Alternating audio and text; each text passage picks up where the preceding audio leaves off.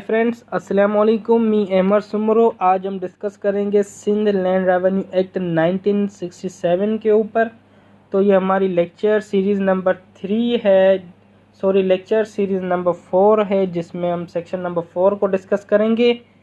Section number 4 का part 2 है। Part 1 हम डिस्कस कर चुके हैं, अब हम डिस्कस करेंगे पार्ट 2। तो सिंपली पार्ट 2 में हम डेफिनेशन नंबर 13 से लेकर 20 तक डिस्कस करेंगे। तो सबसे पहले आते हैं 13 की तरफ, लैंड ओनर। तो लैंड ओनर मीन्स सिंपली आप वो शख्स जो ज़मीन का मालिक हो, या वो शख्स जो अपनी होल्डिंग हो। मीन्स के जैसे हमने प्रीवियस डिस्कस किया, होल्डिंग मीन्स के वो शख्स जिसका शेयर हो जॉइंटली या मोर देन 2।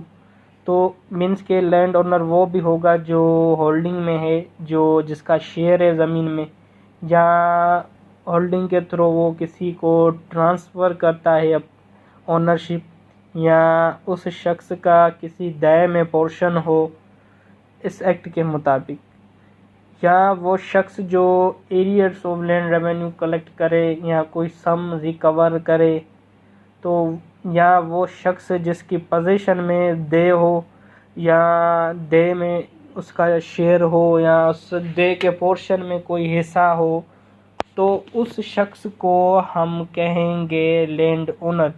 जो अपनी ज़मीन से प्रॉफिट हासिल करे, अपनी दे से प्रॉफिट हासिल करे, वो शख्स होगा लैंड ओनर। बट इसमें टेनेंट इंक्लूड नहीं है, ठीक है। तो ये कॉन्सेप्ट था लैंड ओनर का। अब आते हैं 14 की तरफ, लैंड रेवेन्यू।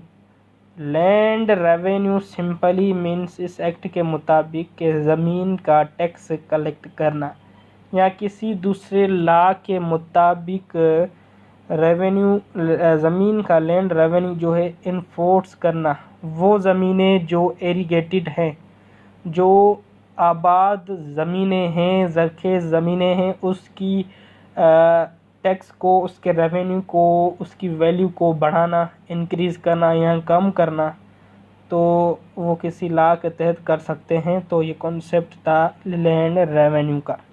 अब आते हैं 15 के ऊपर, लीगल प्रैक्टिशनर। तो सिंपली आप एडवोकेट भी कह सकते हैं। इसकी मीनिंग आपको लीगल प्रैक्टिशनर एक्ट 1870 में मिल जाएगी। सिंपली आप advocate of Sindh land revenue board कह सकते हैं। इस एक्ट के मुताबिक लीगल प्रैक्टिशनर की ये मीनिंग है। अब आते हैं 16 की तरफ, नेट असिस्ट।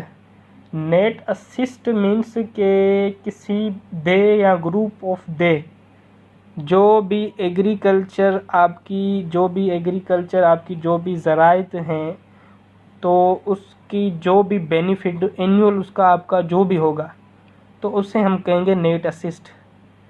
तो उसके जो भी कल्टीवेशन के ऊपर आपका खर्चा आता है, आपकी जो भी चीज़ें उस ज़मीन के ऊपर आपका जो भी खर्चा आता है, वो निकाल कर, हर चीज़ का खर्चा निकाल कर आखिर में आपको जो चीज़ बचे वो होती है net assist.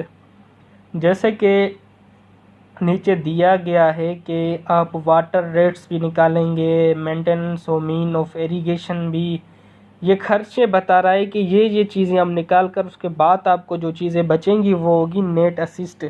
Maintenance of embankments, supply of seed, supply of manure, improved implementation of husbandry, concession with regard to fodder, special abatement made for fallow और bed harvest।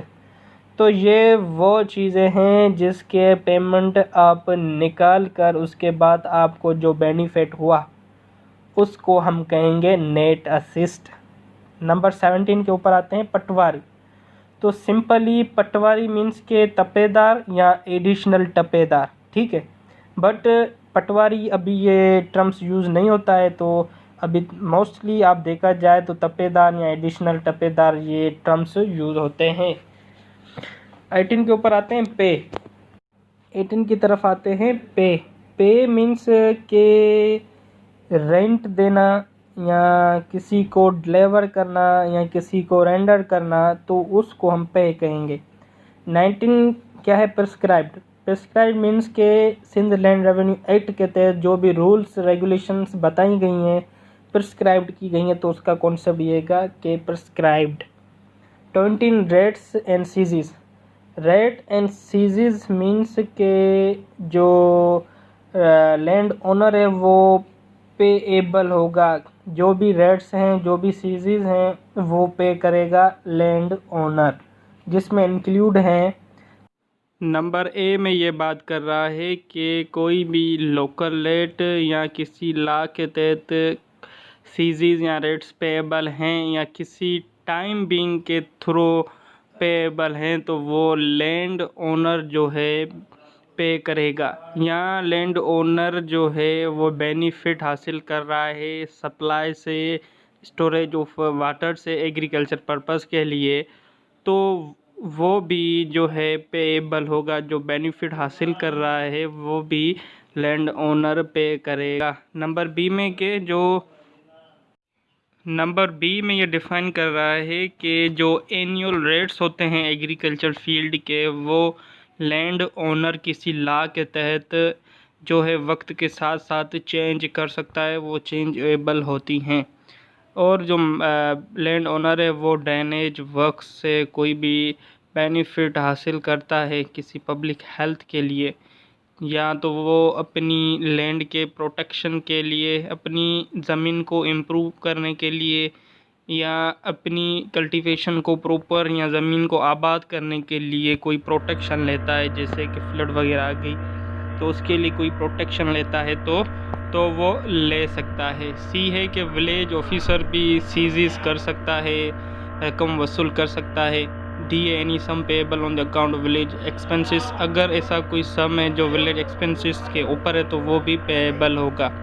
तो बेसिकली ये थी हमारी आज की वीडियो। इंशाल्लाह मिलते हैं नेक्स्ट लेक्चर में, जब तक के लिए अल्लाह हाफिज़।